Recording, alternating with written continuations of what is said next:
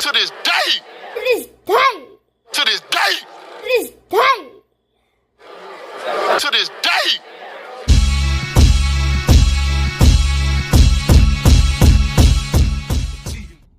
What's up, fight fans? This is Kurt DeVille with Counterpunch Boxing News, and I have some new news concerning Team Wilder.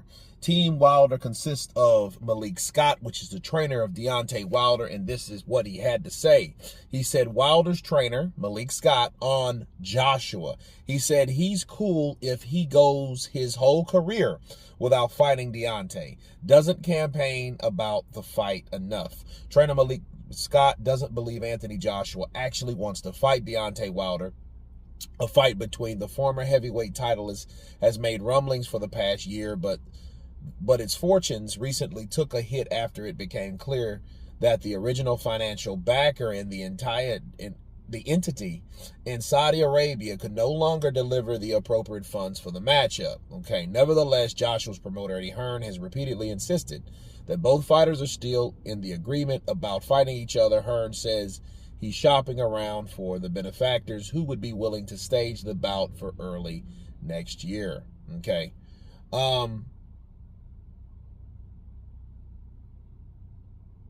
So let's see. He also said, Ruiz probably at this point has a better chance of fighting Wilder than Joshua. Scott told FightHype.com. AJ is cool, but if he goes his whole career without fighting Deontay Wilder, he doesn't really mind it. You don't see him fighting for it. It's the fighters at the end of the point. I don't care what advisors Shelly Finkel or Al Heyman are saying. You see Deontay out there calling out like some of this you have to take some of this from yourself. Like, bro, it wasn't Clubber Lang's trainer in Rocky 3 saying, I'ma get you. It was Clubber Lang himself. If it wasn't Angelo Dundee chasing fighters, it was Muhammad Ali. Scott continued, yeah, your promoter and managers are a part of it. You have to do your job to get the big fights done. To me, AJ doesn't campaign about this fight enough. He doesn't really want it, and we all know why, because stylistically, he's picture perfect to be knocked the F out by Deontay Wilder. And let me counterpunch. First of all, it's not okay, Malik, that Anthony Joshua goes his whole career without fighting Deontay. No, that's not okay at all. That's not okay at all.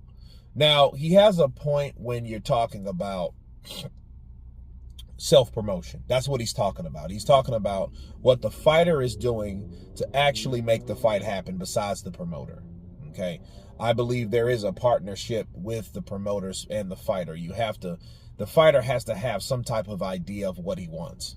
Especially with Eddie Hearn and his model of promoting. It's about him working for the fighter instead of the fighter working for him, as we know that. Okay, so, using that ideology, he's saying that Anthony Joshua was not asking for this fight enough. Well, recently I haven't seen that either, to be fair.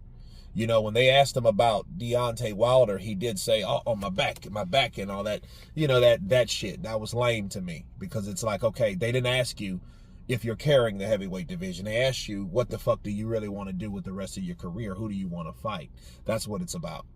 So I do understand Malik Scott on that tip. However, it's a such thing as selling wolf tickets as well. See, sometimes you can talk and talk and talk and talk, but your words really don't mean nothing. Like, take Andy Ruiz, for example. Andy Ruiz has been talking up a bunch of shit, and it's just really like empty calories. His words are like empty calories. They don't mean shit. They swell up. They might appear like something, but they're nothing at all.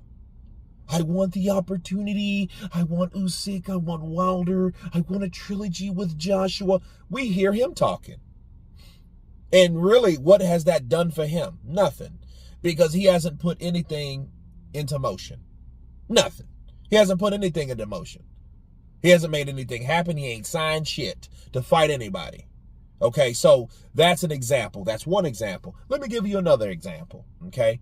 Deontay Wilder himself. How the hell you think Deontay Wilder got to where he was at today? You think it's from knocking out Ortiz and almost knocking out Tyson Fury? No, not really. It started, okay, the stem lit with Wilder when he started calling out Anthony Joshua. But here's the thing. When he started calling out Anthony Joshua and Eddie Hearn together in conjunction started sending his side parties, and all they could talk about is splits and shit like that. Obviously, they didn't really want that fight for the type of money that Eddie and Joshua thought that they were worth. Okay? So basically what was really left? Cap. That's all that was left. Okay, so we seen that, and we seen Deontay Wilder, and the boxing world was split. If you guys can remember, about 5 years ago, people were you're either team Joshua or you're team Wilder. If you were both, you're kind of like, we don't have time for both. You better pick one or the other. It was like some Manny Pacquiao, Floyd Mayweather shit, right? So you had to pick a side. That's how it was in boxing. So depending on which side you picked, that's who you went with. Okay, so, instead of this drawing a line in the sand type shit, we need to really understand what's going on.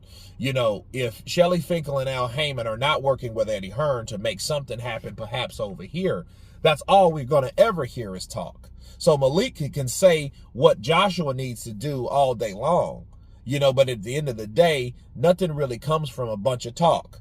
See, Muhammad Ali, the examples that he used, okay, well, that's cool and all, but Muhammad Ali actually wanted to fight these guys, and we didn't have the problem of generating money like we have today. And the fight purses weren't nearly as big, so the expectation from how these fighters get paid weren't that way back then.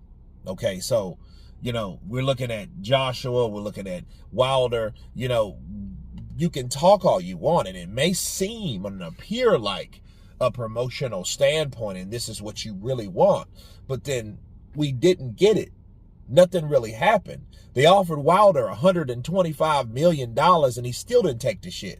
But guess what? He still did. He still talked. So talking doesn't really create anything. Speak it, believe it, receive it only makes sense when you want and you talk what you eventually want.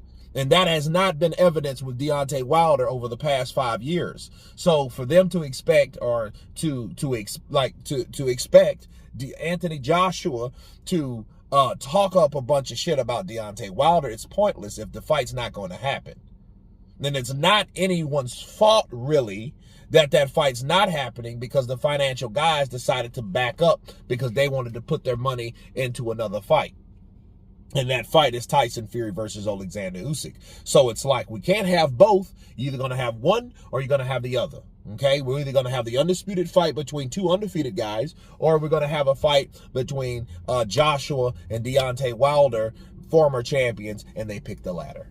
That's pretty much it. So saying it's cool if you don't fight, to me, people, that just seems like a cop-out. You know what I mean? Don't allow anybody to get out of anything. I wouldn't do that, especially if you're a fan, especially if he's Team Wilder. It's like, no, he should like Malik Scott, Deontay Wilder, they should be at a situation where it's nowhere to run, nowhere to hide. You got to fight us. Okay? Not that it's cool shit, because if it's that cool, how are we convinced that you guys really want it? Counterpunch. But anyway, you guys tell me what you think of Malik Scott stating that it's cool if Anthony Joshua doesn't fight Deontay Wilder his entire career. Of course, please subscribe. And you guys been Counterpunch. Peace!